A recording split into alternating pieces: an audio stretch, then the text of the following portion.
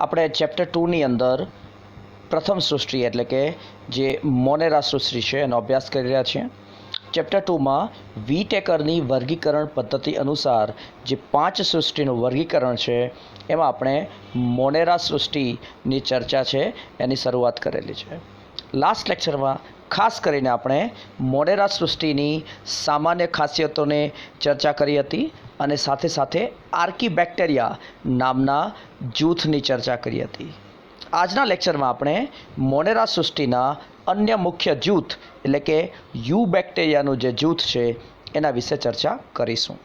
આપણે chapter 8 already study કરી ચૂક્યા છીએ. ચેપ્ટર 8માં મેં તમને યુ બેક્ટેરિયા અને એના પ્રકારો વિશે જણાવેલું છે. યુ બેક્ટેરિયા એટલે કે સાચા બેક્ટેરિયા અથવા તો આપણે એમ કહી શકીશું કે સત્ય કોષ દિવાલ ધરાવતા બેક્ટેરિયા અથવા તો સાચી કોષ દિવાલ ધરાવતા બેક્ટેરિયા છે. શા માટે આવા શબ્દનો ઉપયોગ કરવામાં આવે છે? કારણ કે આર્કી બેક્ટેરિયાની જે કોષ દિવાલ હોય છે એ પેપ્ટિડોગ્લાયકનની બનેલી નથી હોતી તેમજ એ માત્ર પ્રોટીનની બનેલી હોય છે. જ્યારે યુ બેક્ટેરિયા છે જેમાં ગ્રામ પોઝિટિવ અને ગ્રામ નેગેટિવ બેક્ટેરિયાનો સમાવેશ થાય છે, એમની કોષ દિવાલ છે એ પેપ્ટિડોગ્લાયકન નામના પોલિસેકેરાઇડની બનેલી હોય છે અને એને સાચી કોષ દિવાલ તરીકે ઓળખવામાં આવે છે અથવા તો સુવિકસિત કોષ દિવાલ તરીકે ઓળખવામાં આવે છે. તો પેપ્ટિડોગ્લાયકનની બનેલી સત્ય કોષ દિવાલ ધરાવતા બેક્ટેરિયાના સમૂહને યુ બેક્ટેરિયા તરીકે ઓળખવામાં આવે છે. યુ બેક્ટેરિયાનું જે વર્ગીકરણ છે એ 2 પ્રકારોમાં કરવામાં આવે છે, ગ્રામ પોઝિટિવ અને ગ્રામ નેગેટિવ. આપણે ચેપ્ટર 8માં ઓલરેડી સ્ટડી કરી ચૂક્યા છીએ કે કઈ રીતે ગ્રામની અભિરંજન પદ્ધતિ તેમજ કોષ દિવાલના બંધારણના તફાવતના આધારે 2 પ્રકારના યુ બેક્ટેરિયા જોવા મળે છે, ગ્રામ પોઝિટિવ અને ગ્રામ નેગેટિવ. આપણે ઓલરેડી સ્ટડી કરી ચૂક્યા છીએ અને એટલા માટે આપણે ગ્રામ પોઝિટિવ અને ગ્રામ નેગેટિવ બેક્ટેરિયાની કોષ દિવાલ તેમજ ગ્રામની અભિરંજન પદ્ધતિની ચર્ચા અહીં નથી કરતા. એટલું યાદ રાખજો કે યુ બેક્ટેરિયા એ સાચી કોષ દિવાલ અથવા તો સત્ય કોષ દિવાલ ધરાવતા બેક્ટેરિયા છે જેના 2 મુખ્ય પ્રકારો છે, ગ્રામ નેગેટિવ અને ગ્રામ પોઝિટિવ. સાયનોબેક્ટેરિયા કે જે યુ બેક્ટેરિયા છે, ગ્રામ નેગેટિવ બેક્ટેરિયા છે, એ પ્રકાશ સંશ્લેષી સ્વયંપોષી બેક્ટેરિયા છે.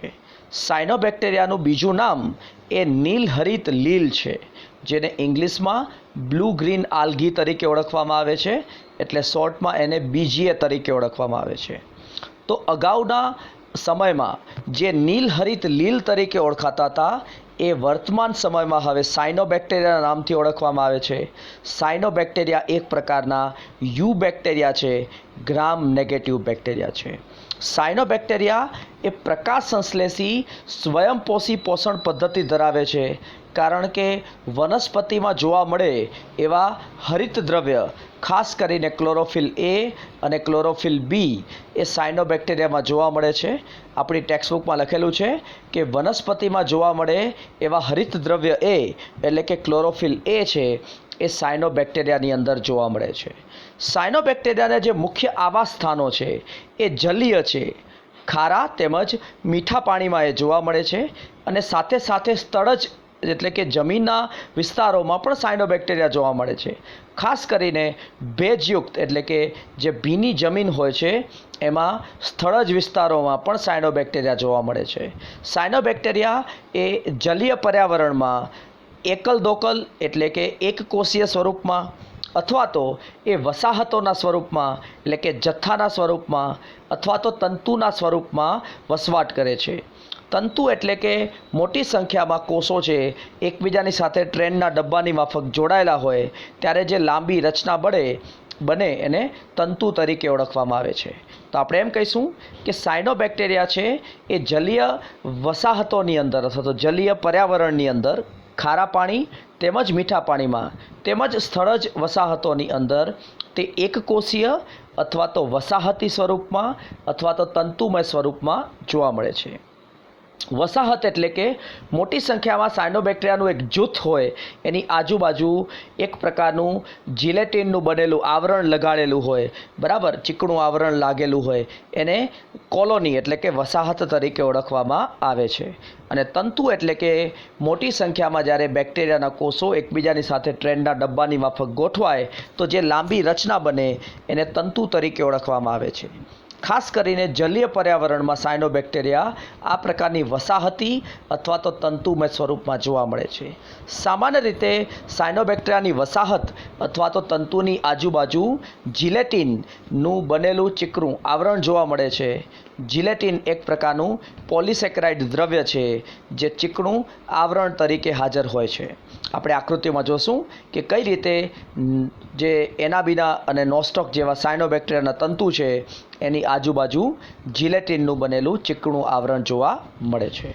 તો સાયનોબેક્ટેરિયા છે એ ખાસ કરીને જલીય પર્યાવરણમાં જોવા મળતા સ્વયંપોષી પ્રકાશ સંશ્લેષી બેક્ટેરિયા છે. અહીં લખેલું છે કે તે એકકોષીય વસાહતી કે તંતુમય અવસ્થામાં જોવા મળતા જલીય એટલે કે ખારા અને મીઠા પાણી અથવા તો સ્થળજ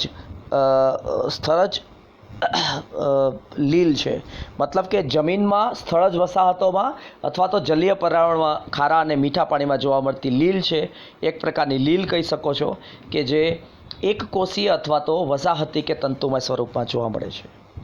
વસાહત કે તંતુ છે તેને ફરતે જિલેટિનનું બનેલું ચીકણું આવરણ આવેલું હોય છે, જેનું બીજું નામ મ્યુસિલેજ આવરણ છે. એ એક પ્રકારનું શ્લેષ્મ સ્તર છે જે આપણે બેક્ટેરિયાની રચનામાં ભણી ગયા છીએ. દાખલા તરીકે તમે અહીં જુઓ, આ એક નોસ્ટોક નામના સાયનોબેક્ટેરિયા છે, એનો તંતુ છે. અહીં મોટી સંખ્યામાં કોષો એકબીજાની સાથે ટ્રેનના ડબ્બાની માફક જોડાઈ અને એક તંતુમય રચના બનાવે છે. હવે આ જે નોસ્ટોકનો તંતુ છે એ ઘણા બધા કોષોનો બનેલો છે, છતાં દરેક કોષ એક કોષીય જ કહેવાય છે.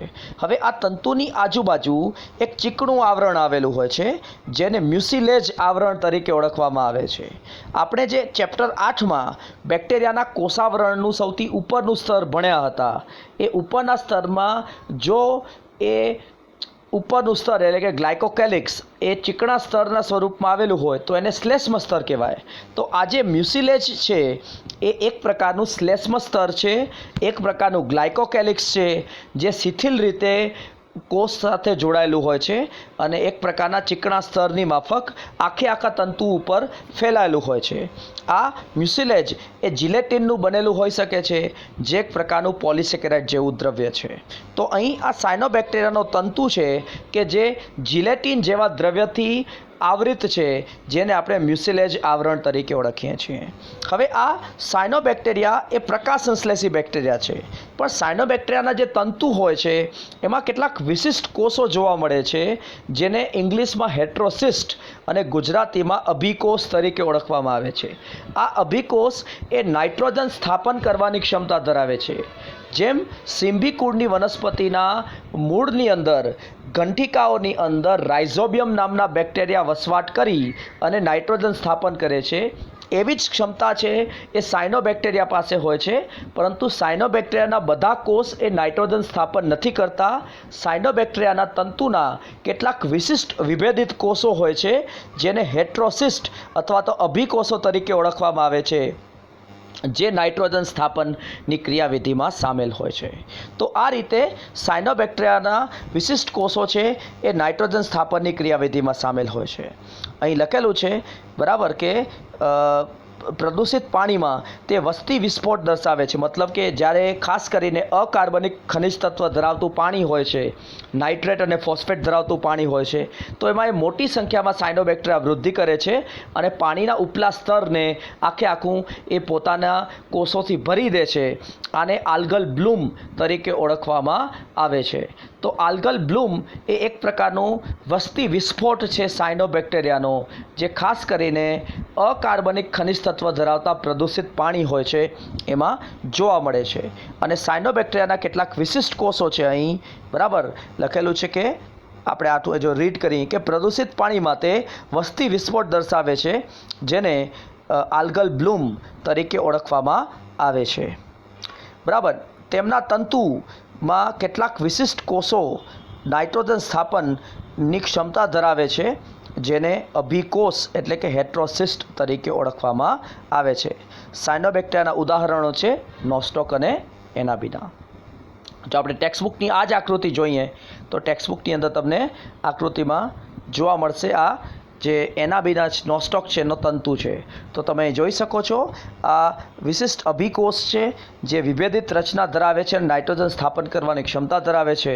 અને આ નોસ્ટોકનો જે તંતુ છે એ મોટી સંખ્યામાં કોષો ધરાવે છે જે એકબીજાની સાથે ટ્રેનના ડબ્બાની માફક ગોઠવાઈ અને તંતુમય રચના ધરાવે છે. અને એ તંતુમય રચના મ્યુસિલેજ આવરણ નામના ચીકણા સ્તરથી આવૃત હોય છે, જે એક પ્રકારનું ગ્લાયકોકેલિક્સ છે અથવા તો શ્લેષ્મ સ્તર છે, જે જીલેટિન જેવા દ્રવ્યનું બનેલું હોય છે. તો આ આપણે ચર્ચા કરી હતી યુ બેક્ટેરિયાના એક સમૂહોની. આ સમૂહ કે જે પ્રકાશ સંશ્લેષી છે, સ્વયંપોષી છે, પ્રકાશ શક્તિનો ઉપયોગ કરી અને સ્વયં પોષણ દર્શાવી અને ખોરાકનું ઉત્પાદન કરી શકે છે, જેમાં સાયનોબેક્ટેરિયાનો સમાવેશ થાય છે. ચલો, યુ બેક્ટેરિયાનું એક બીજું જૂથ પણ છે જે રસાયણ સંશ્લેષી સ્વયંપોષી છે. સ્વયંપોષી એ જરૂર છે, પરંતુ એ અકાર્બનિક ખનિજ તત્વનું ઓક્સિડેશન કરી અને ઉર્જા મેળવે છે. એ ઉર્જાનો એ સંગ્રહ એ એટીપીના સ્વરૂપમાં કરે છે. આપણે ચેપ્ટર 9 ભણી ચૂક્યા છીએ કે એટીપી એ ઉર્જાનું ચલણ છે જે વિવિધ પ્રક્રિયાઓમાં ઉપયોગમાં લેવામાં આવે છે. યાદ કરો, ચેપ્ટર 9માં આપણે 2 પ્રકારની પ્રક્રિયા ભણ્યા હતા: ઉષ્મા ત્યાગી પ્રક્રિયા અને ઉષ્મા શોષક પ્રક્રિયા. સજીવો ઉષ્મા ત્યાગી પ્રક્રિયામાંથી જે ઉર્જા મુક્ત થાય છે એ ઉર્જાનો વ્યય કરવાની જગ્યાએ એનો એટીપીના સ્વરૂપમાં સંગ્રહ કરે છે અને એ એટીપીનો ઉપયોગ ઉષ્મા શોષક પ્રક્રિયામાં કરે છે. તો રસાયણ સંશ્લેષી જે સ્વયંપોષી બેક્ટેરિયા છે એ પણ એક પ્રકારની જે ઉષ્મા ત્યાગી પ્રક્રિયાઓ છે એનો ઉપયોગ કરે છે. તો પહેલાં સમજી લઈએ કે એ કઈ રીતે શક્તિ મેળવે છે. એ શું કરે છે?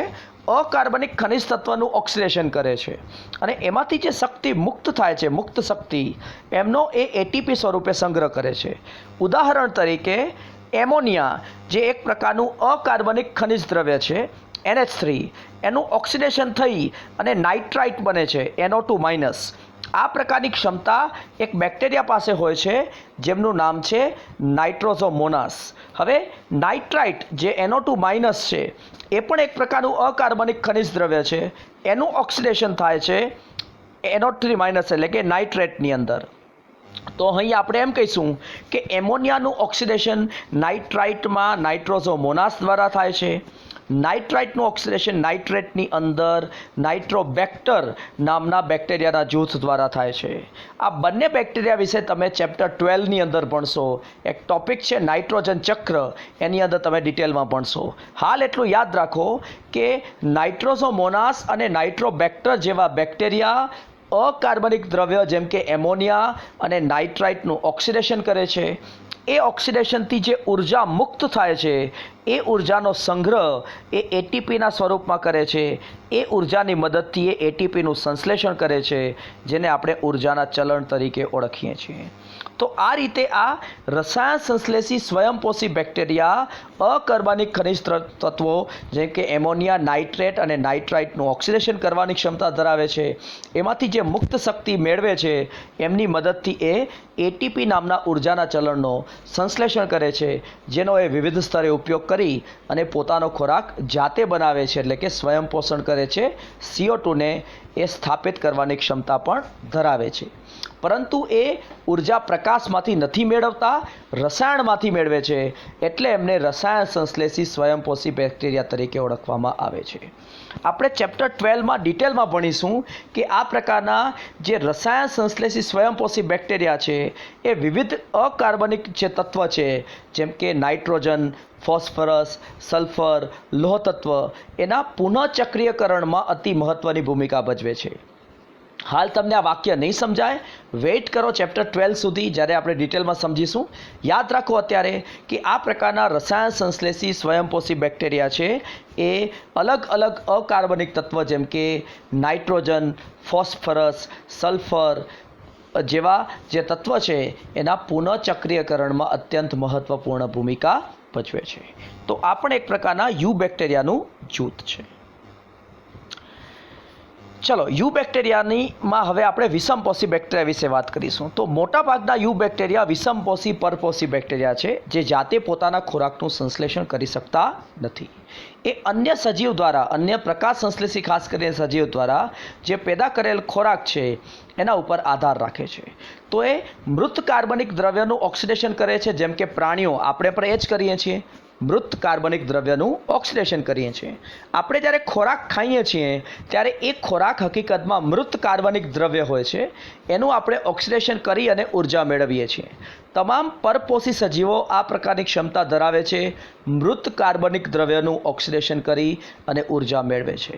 તો વિષમપોષી અથવા તો પરપોષી બેક્ટેરિયા કે જે જાતે પોતાનું ખોરાકનું સંશ્લેષણ નથી કરી શકતા, એ મૃત કાર્બનિક દ્રવ્યનું ઓક્સિડેશન કરી અને ઉર્જા મેળવે છે. કેટલાક પરોપજીવીઓ પણ હોય છે કે જે જીવંત સજીવ ઉપર વસવાટ કરે છે અથવા તો એની અંદર વસવાટ કરે છે અને એ જીવંત સજીવના કાર્બનિક દ્રવ્યનો એ ઓક્સિડેશન કરી અને ઉર્જા મેળવે છે, પણ જાતે એ ખોરાકનું સંશ્લેષણ કરી શકતા નથી. તો આ પ્રકારના જે પરોપજીવી સજીવો છે એ ખાસ કરીને આપણે અને અન્ય સજીવોને નુકસાન પહોંચાડી શકે છે અને એટલા માટે એ આપણા માટે મહત્ત્વના બની જાય છે. પરપોષી બેક્ટેરિયા આપણા માટે અલગ અલગ રીતે ઉપયોગી છે. કેટલાક પરપોષી બેક્ટેરિયાની મદદથી આપણે દૂધમાંથી દહીં બનાવીએ છીએ, જેમ કે લેક્ટિક એસિડ બેક્ટેરિયાનો ઉપયોગ કરી અને આપણે દૂધનું રૂપાંતરણ દહીંમાં કરીએ છીએ. એ જ રીતે કેટલાક પરપોષી બેક્ટેરિયામાંથી આપણે એન્ટીબાયોટિક્સ એટલે કે પ્રતિજૈવિક દ્રવ્યો મેળવીએ છીએ, જેમ કે સ્ટ્રિપ્ટોમાઇસિટીઝ નામના જે બેક્ટેરિયા છે એમાંથી આપણે સ્ટ્રિપ્ટોમાઇસિન નામની એન્ટીબાયોટિકને મેળવીએ છીએ. કેટલાક પરપોષી બેક્ટેરિયા છે એ આપણે અલગ અલગ પ્રકારના આલ્કોહોલિક પીણા છે એ બનાવવામાં શું થાય છે, મદદરૂપ થાય છે અને એટલા માટે પરપોષી બેક્ટેરિયા એ મનુષ્ય માટે ઊંડું મહત્ત્વ ધરાવે છે. હવે અગાઉ હમણાં મેં તમને વાત કરી એ પ્રમાણે કે કેટલાક પરપોષી બેક્ટેરિયાનું જૂથ પરોપજીવી બેક્ટેરિયા તરીકે વર્તે છે. એનાથી મનુષ્ય અને પ્રાણીઓને રોગ થાય છે અને આપણે જે કૃષિ પાકોનું ઉત્પાદન કરીએ છીએ એને પણ ભારે નુકસાન થતું હોય છે. અને એટલા માટે આપણું જે રિસર્ચ હોય છે એ ખાસ કરીને આવા પરપોષી પરોપજીવી બેક્ટેરિયા ઉપર કેન્દ્રિત હોય છે કે જેની સામે આપણે કોઈને કોઈ વ્યવસ્થા ઊભી કરી અને એમનાથી રક્ષણ મેળવી શકીએ. તો અહીં એક લિસ્ટ આપેલું છે જે આપણી ટેક્સ્ટબુકનું લિસ્ટ છે, એ બેક્ટેરિયલ જન્ય રોગો દર્શાવે છે. એ લિસ્ટને એકવાર ખાલી જોઈ જઈએ. આવા અલગ અલગ ઘણા બધા રોગો હોઈ શકે છે, પણ આ ખાલી કેટલીક યાદી છે કે જે બેક્ટેરિયલ પરોપજીવી પરપોષી બેક્ટેરિયાથી થતા રોગો દર્શાવે છે. દાખલા તરીકે એક સિટ્રસ કેન્કર નામનો રોગ છે જે લીંબુમાં થાય છે અને એને આપણે ગુજરાતીમાં લીંબુના ચાઠા તરીકે ઓળખીએ છીએ. એ જ રીતે એક બીજો રોગ છે એ કોલેરા નામનો રોગ છે જે વિબ્રિયો કોલેરી નામના બેક્ટેરિયાથી થાય છે, જેમાં યકૃતમાં બેક્ટેરિયાનો ચેપ લાગવાથી યકૃતને ગંભીર નુકસાન થાય છે. એ જ રીતે સાલ્મોનેલા ટાઇફી નામના બેક્ટેરિયાથી એક ટાઇફોઇડ નામનો રોગ થાય છે અને એ જ રીતે ક્લોસ્ટ્રેડિયમ ટીટેની નામના બેક્ટેરિયાથી ધનુર નામનો રોગ થાય છે. બુકની અંદર આ રોગની સામે રોગકારકના નામ નથી આપેલા અને એટલા માટે ખાલી રોગના નામ જ યાદ રાખવાના છે. તમારે આ સિવાયના ઘણા બધા રોગ હોઈ શકે છે, પણ અહીં ચેપ્ટર 2ના પાર્ટમાં આપેલા ટેક્સ્ટબુકમાં આપેલા નામ જ આપણે યાદ રાખીએ છીએ કે સિટ્રસ કેન્કર કે જે લીંબુના ચાઠા તરીકે ઓળખાતો રોગ છે, કોલેરા, ટાઇફોઇડ, ધનુર એ અલગ અલગ બેક્ટેરિયલ જન્ય રોગો છે. ચલો હવે આપણે બેક્ટેરિયાના પ્રજનન વિશે વાત કરીએ છીએ. બેક્ટેરિયા એક કોષીય સજીવ છે અને દ્વિભાજન એટલે કે ભાજન દ્વારા સામાન્ય રીતે એ પ્રજનન કરે છે. દાખલા તરીકે બેક્ટેરિયાનો એક કોષ વિભાજન પામી અને 2 કોષ બનાવે છે, 2 કોષ વિભાજન પામી 4 બનાવે છે, 4 કોષ વિભાજન પામી 8 બનાવે છે.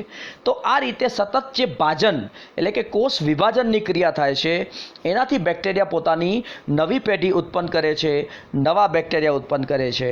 એટલે આપણે એમ કહીશું કે બેક્ટેરિયામાં સામાન્ય રીતે પ્રજનન એ ભાજન એટલે કે કોષ વિભાજન દ્વારા થતું હોય છે. હવે બેક્ટેરિયા પ્રતિકૂળ પરિસ્થિતિમાં રક્ષણ મેળવવા માટે અને ભવિષ્યમાં પ્રજનન કરવા માટે બીજાણુ નામની રચના ધરાવે છે. તો કેટલાક બેક્ટેરિયા ખરાબ પરિસ્થિતિમાં, પ્રતિકૂળ પરિસ્થિતિમાં બીજાણુનું સર્જન કરે છે અને બાદમાં ભવિષ્યમાં જ્યારે પરિસ્થિતિ અનુકૂળ થાય છે તો એ બીજાણુની અંદર પ્રજનન કરી અને નવા બેક્ટેરિયા છે એ પેદા થાય છે. તો પહેલાં આપણે સમજી લઈએ કે આ બીજાણુ શું છે અને શા માટે એ પેદા થાય છે. દાખલા તરીકે પ્રતિકૂળ પરિસ્થિતિ એટલે શું? માનો કે તાપમાન ખૂબ ઊંચું ચાલ્યું ગયું છે, આજુબાજુના પર્યાવરણમાં પાણીનું પ્રમાણ ખૂબ નીચું ચાલ્યું ગયું છે, ક્ષારનું પ્રમાણ ખૂબ વધી ગયું છે, ખોરાકનું પ્રમાણ ઘટી ગયું છે, તો આ બધી પ્રતિકૂળ પરિસ્થિતિ કહેવાય છે. સામાન્ય બેક્ટેરિયાનો કોષ આવી પ્રતિકૂળ પરિસ્થિતિમાં મૃત્યુ પામે છે, પરંતુ બીજાણુ નામનો કોષ હોય છે અથવા તો બીજાણુ નામની જે રચના હોય છે એ સખત દિવાલ ધરાવે છે અને એ આવી પ્રતિકૂળ પરિસ્થિતિમાં ટકી રહે છે અને પછી ભવિષ્યમાં એ જ બીજાણુની અંદર કોષ વિભાજન થઈ અથવા તો પ્રજનન થઈ અને નવા બેક્ટેરિયા બહાર આવે છે. બીજાણુના બે પ્રકાર હોઈ શકે છે, અંતઃબીજાણુ અને બહિર્બીજાણુ. દાખલા તરીકે અંતઃબીજાણુ એટલે શું? આ એક બેસિલસ પ્રકારનો બેક્ટેરિયાનો કોષ છે. જો પરિસ્થિતિ પ્રતિકૂળ થશે તો એના જનીન દ્રવ્યની આજુબાજુ સખત આવરણ બનવાની અંદરથી શરૂઆત થાય છે, જેને એન્ડોસ્પોર એટલે કે અંતઃબીજાણુ તરીકે ઓળખવામાં આવે છે. બાદમાં અંતઃબીજાણુની આજુબાજુને કોષનો જે વિસ્તાર છે એ નાશ પામે છે અને અંતઃબીજાણુ છે એ સર્જાય છે. આ અંતઃબીજાણુ પ્રતિકૂળ પરિસ્થિતિને સહન કરી શકે છે. ઊંચું તાપમાન હશે કે પછી ક્ષારનું વધારે પ્રમાણ હશે કે પાણી ઓછું હશે તો પણ એ ટકી જશે. અને જો પરિસ્થિતિ અનુકૂળ થશે તો એ બીજાણુની અંદર જ કોષ વિભાજન થઈ અને નવા કોષો બહાર આવશે અને નવા બેક્ટેરિયાનું બીજાણુની દિવાલ તોડી અને સર્જન થશે. તો જ્યારે બીજાણુ અંદરથી બનવાની શરૂઆત થાય ત્યારે એને અંતઃબીજાણુ કહેવાય. હવે એનાથી ઉલટું બહિર્બીજાણુ બનવાની શરૂઆત કોષની બહારથી થાય છે. તમે અહીં જુઓ કે આ એક બેક્ટેરિયાનો વેજીટેટિવ સેલ એટલે કે બેક્ટેરિયાનો વાનસ્પતિક કોષ છે. એની આજુબાજુ હવે એક જાડું આવરણ બન્યું છે, જેને મેં અહીં રેડ રંગથી બતાવ્યું છે. એ આવરણ બીજાણુનું આવરણ કહેવાય. અહીં બીજાણુ બનવાની શરૂઆત કોષની બહારથી થઈ એટલે એને બહિર્બીજાણુ કહેવાય. અહીં પણ એવું જ થશે કે જ્યારે પરિસ્થિતિ અનુકૂળ થશે એટલે અનુકૂળ સ્થિતિ થશે તો બહિર્બીજાણુની સખત દિવાલની અંદર જે રહેલો જનીન દ્રવ્ય છે એમાંથી બાદમાં નવા બેક્ટેરિયાનું શું થશે? સર્જન થશે. તો આમ આપણે એમ કહીશું કે સામાન્ય રીતે બેક્ટેરિયા કોષ વિભાજન એટલે કે ભાજન દ્વારા પ્રજનન કરે છે. પ્રતિકૂળ પરિસ્થિતિમાં બેક્ટેરિયા બીજાણુ સર્જન કરે છે. બીજાણુઓના બે પ્રકાર હોઈ શકે છે, અંતઃબીજાણુ અથવા તો બહિર્બીજાણુ.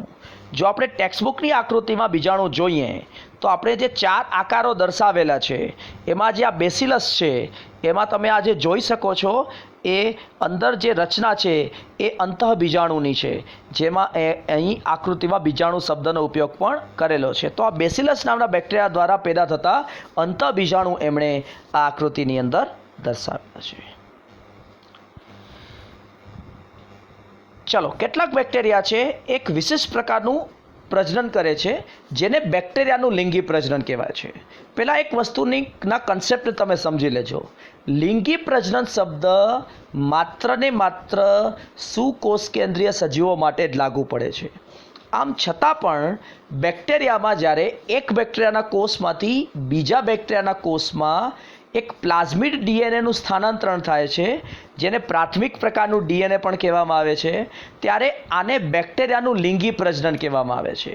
આ લિંગી પ્રજનન સુકોષકેન્દ્રીય કોષોમાં અથવા તો સુકોષકેન્દ્રીય સજીવોમાં જોવા મળતા લિંગી પ્રજનનથી એકદમ ભિન્ન હોય છે, પરંતુ એને બેક્ટેરિયાના લિંગી પ્રજનન તરીકે ઓળખવામાં આવે છે.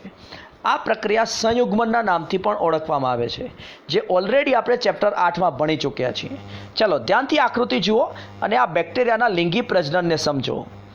જુઓ, ઇકોલાઈ જેવા જે બેક્ટેરિયા છે એ પોતાના કોષની અંદર ન્યુક્લિયોઇડ ડીએનએ તો ધરાવે જ છે, જે જીનોમિક ડીએનએ તરીકે પણ ઓળખાય છે, જે 2 શૃંખલાનું બનેલું ગોળાકાર દ્વિકુંતલીય ડીએનએ છે. આ ન્યુક્લિયોઇડ ડીએનએ સિવાય પણ કોષ રસમાં વધારાનું ગોળાકાર ડીએનએ આવેલું હોય છે, વલયાકાર ડીએનએ આવેલું હોય છે, જેને પ્લાઝમિડ તરીકે ઓળખવામાં આવે છે. પ્લાઝમિડને અહીં ટેક્સ્ટબુકમાં પ્રાથમિક પ્રકારના ડીએનએ તરીકે ઓળખેલું છે. હવે આ જે પ્લાઝમિડ છે એનો એક પ્રકાર છે જે ઇકોલાઈમાં જોવા મળે છે, એને એફ પ્લાઝમિડ તરીકે ઓળખવામાં આવે છે. ક્યુ પ્લાઝમિડ? એફ પ્લાઝમિડ તરીકે ઓળખવામાં આવે છે, જેને ઇંગ્લિશમાં ફર્ટિલિટી ફેક્ટર તરીકે પણ ઓળખવામાં આવે છે. એટલે આપણે એટલું યાદ રાખીશું કે ઇકોલાઈ નામનો બેક્ટેરિયા જે પોતાના કોષ રસમાં એફ પ્લાઝમિડ નામનું પ્લાઝમિડ ધરાવે છે, જે પ્રાથમિક પ્રકારનું ડીએનએ કહેવાય છે. હવે આવા બેક્ટેરિયાને એફ પ્લસ બેક્ટેરિયા કહેવાય. એને આપણે નર બેક્ટેરિયા તરીકે પણ અહીં ઓળખી શકીએ છીએ. હવે એફ પ્લસ બેક્ટેરિયા એ પોતાના કોષની રચનામાંથી એક બહિર્હૃદ ભેદ ઉપસાવે છે, જે નળાકાર છે, જે પિલસના નામથી ઓળખવામાં આવે છે. તમે પિલસ વિશે પણ ભણી ચૂક્યા છો, પ્લાઝમિડ વિશે પણ ભણી ચૂક્યા છો. હવે માનો કે એક બીજો બેક્ટેરિયાનો કોષ છે, જે એફ માઇનસ કોષ છે, કારણ કે તે પોતાના કોષ રસમાં એફ પ્લાઝમિડ નથી ધરાવતો. હવે એફ પ્લસ બેક્ટેરિયા પિલસ નામની રચનાનો ઉપયોગ કરી અને એફ માઇનસ બેક્ટેરિયા સાથે જોડાણ સાધે છે. તમે ભણી ચૂક્યા છો કે પિલસ એ પોલો નળાકાર છે. હવે એફ પ્લસ બેક્ટેરિયાનું પ્લાઝમિડ છે એ સ્વયંજનન પામે છે. એકમાંથી બે પ્લાઝમિડ બને છે. એક પ્લાઝમિડ પોતાની પાસે રાખવામાં આવે છે અને બીજા પ્લાઝમિડનું પિલસ દ્વારા એફ માઇનસ બેક્ટેરિયામાં સ્થાનાંતરણ કરવામાં આવે છે. જ્યારે આ પ્રક્રિયા પૂર્ણ થઈ જાય છે તો તમે જોઈ શકો છો કે એફ માઇનસ બેક્ટેરિયા હવે પ્લાઝમિડને ધારણ કરી અને શું બની ચૂક્યો છે? F plus. તો અહીં જે બેક્ટેરિયા પ્લાઝમિડ ધરાવે છે એને નર બેક્ટેરિયા કહેવાય, એને પ્લાઝમિડનો દાતા કહેવાય, પ્રાથમિક ડીએનએનો દાતા કહેવાય. જે બેક્ટેરિયા પ્લાઝમિડ નથી ધરાવતો એને માદા કહેવાય, એફ માઇનસ કહેવાય, પ્રાથમિક ડીએનએનો ગ્રાહી કહેવાય. અંતમાં જ્યારે આ પ્રક્રિયા એટલે કે સંયુગ્મન પૂર્ણ થઈ જશે તો જે બેક્ટેરિયા પ્લાઝમિડ નથી ધરાવતો એ પણ પ્લાઝમિડ ધરાવતો થઈ જશે, જે એક પ્રકારનું બેક્ટેરિયાના લિંગી પ્રજનન તરીકે ઓળખાતી પ્રક્રિયા છે, જેને ઓલરેડી આપણે ભણી ચૂક્યા છીએ. એનું નામ તમે જાણો જ છો, એને સંયુગ્મન તરીકે ઓળખવામાં આવે છે, જેમાં એક કોષમાંથી પ્લાઝમિડનું સ્થાનાંતરણ બીજા કોષની અંદર કરવામાં આવે છે. અહીં મેં લખેલું છે કે એક બેક્ટેરિયામાંથી બીજા બેક્ટેરિયામાં પ્રાથમિક ડીએનએ અથવા તો પ્રાથમિક પ્રકારના ડીએનએ એટલે કે પ્લાઝમિડ ડીએનએ ની આપલેથી લિંગી પ્રજનન થાય છે, જે બેક્ટેરિયાનું લિંગી પ્રજનન તરીકે ઓળખવામાં આવે છે. ચલો સૌથી છેલ્લે હવે અહીં માઇકોપ્લાઝમા વિશે વાત કરેલી છે. અગાઉ આપણે ચેપ્ટર 8માં ભણી ચૂક્યા છીએ. માઇકોપ્લાઝમા એ એક પ્રકારના એવા બેક્ટેરિયા છે જે કોઈપણ પ્રકારની કોષ દિવાલ ધરાવતા નથી. માઇકોપ્લાઝમા એ વિશ્વના સૌથી નાનામાં નાના કદના કોષ તરીકે પણ ઓળખવામાં આવે છે. અગાઉના સમયમાં માઇકોપ્લાઝમાને પીપીએલઓના નામથી ઓળખવામાં આવતું હતું, પ્લુરો ન્યુમોનિયા લાઇક ઓર્ગેનિઝમ. પણ વર્તમાન સમયમાં હવે એ માઇકોપ્લાઝમાના નામથી ઓળખાય છે. આ માઇકોપ્લાઝમા છે એ કોષમાં ખૂબ જ એમનું કોષનું કદ ખૂબ જ નાનકડું હોય છે. એ કોષ દિવાલ નથી ધરાવતા, એમાં કોઈ પણ પ્રકારની કોષ દિવાલ આવેલી હોતી નથી. માઇકોપ્લાઝમા એ ખાસ કરીને અજારક પરિસ્થિતિમાં વસવાટ કરવાની ક્ષમતા ધરાવે છે. એટલે કે ઓક્સિજન જો ગેરહાજર હશે તો પણ માઇકોપ્લાઝમા છે એ રહેવાની ક્ષમતા ધરાવે છે. અને સાથે સાથે માઇકોપ્લાઝમા એ વનસ્પતિ અને પ્રાણીઓમાં અલગ અલગ રોગ આપવા માટે પણ જવાબદાર છે. મતલબ કે ઘણા બધા માઇકોપ્લાઝમા એ અલગ અલગ વનસ્પતિ અને પ્રાણીઓમાં રોગકારક તરીકે વર્તે છે. તો અહીં આપણે માઇકોપ્લાઝમાના પોઈન્ટ્સ ટેક્સ્ટબુક પ્રમાણે જો જોઈએ તો માઇકોપ્લાઝમા જીવાણુઓ છે, મતલબ કે બેક્ટેરિયા છે, જે સંપૂર્ણ રીતે કોષ દિવાલ વિહીન છે, મતલબ કે એમાં કોષ દિવાલ હોતી નથી. તેઓ નાનામાં નાના જોવા મળતા જીવંત કોષો છે. એટલે કે માઇકોપ્લાઝમાના જે કોષ છે એ વિશ્વના સૌથી નાના કોષ તરીકે ઓળખવામાં આવે છે. એ ઓક્સિજન વગર પણ જીવી શકે છે, મતલબ કે ઓક્સિજનની ગેરહાજરીમાં અજારક પરિસ્થિતિમાં પણ જીવી શકે છે. અને ઘણા માઇકોપ્લાઝમા પ્રાણી અને વનસ્પતિના રોગકારકો છે, મતલબ કે આ પ્રકારના માઇકોપ્લાઝમાથી પ્રાણી અને વનસ્પતિમાં રોગ થાય છે. તો આપણે અહીં યુ બેક્ટેરિયાની ચર્ચા કરી, આપણે નીલહરિત લીલ સાયનોબેક્ટેરિયાની ચર્ચા કરી. એના નોસ્ટોકના તંતુની અંદર આપણે જોયું કે વિશિષ્ટ અભિકોષો નાઇટ્રોજન સ્થાપનની ક્ષમતા ધરાવે છે. આપણે રસાયણ સંશ્લેષી સ્વયંપોષી સજીવ વિશે જણાવ્યું, બેક્ટેરિયા વિશે જણાવ્યું કે જે એમોનિયા નાઇટ્રાઇટ અને નાઇટ્રાઇટ જેવા અકાર્બનિક તત્વોનું ઓક્સિડેશન કરી અને મુક્ત શક્તિ મેળવે છે, જેમાંથી એટીપીનું સંશ્લેષણ કરે છે. આવા રસાયણ સંશ્લેષી બેક્ટેરિયા એ અકાર્બનિક ખનિજ તત્વના પુનઃચક્રીયકરણમાં મહત્ત્વની ભૂમિકા ભજવે છે. મોટાભાગમાં યુ બેક્ટેરિયા વિષમપોષી અને પરપોષી છે, જે મનુષ્ય માટે ઉપયોગી છે. આપણે એમાંથી દહીં મેળવીએ છીએ, આપણે એમાંથી એન્ટીબાયોટિક્સ મેળવીએ છીએ. સિમ્બિકુરની વનસ્પતિમાં મૂળમાં રહેતા જે રાઇઝોબિયમ છે એ પણ એક પ્રકારના યુ બેક્ટેરિયા છે કે જે નાઇટ્રોજન સ્થાપન કરવાની ક્ષમતા ધરાવે છે. અને આપણે જોયું કે કઈ રીતે પ્રજનન પણ બેક્ટેરિયામાં જોવા મળે છે અને માઇકોપ્લાઝમા કે જે કોષ દિવાલ વિહીન વિશ્વના સૌથી નાના કદના કોષ તરીકે ઓળખવામાં આવે છે. તો આની સાથે આપણે મોનેરા સૃષ્ટિની ચર્ચા પૂર્ણ કરીએ છીએ. નેક્સ્ટ લેક્ચરમાં આપણે પ્રોટિસ્ટા સૃષ્ટિની ચર્ચા છે એની શરૂઆત કરીશું. Thank you.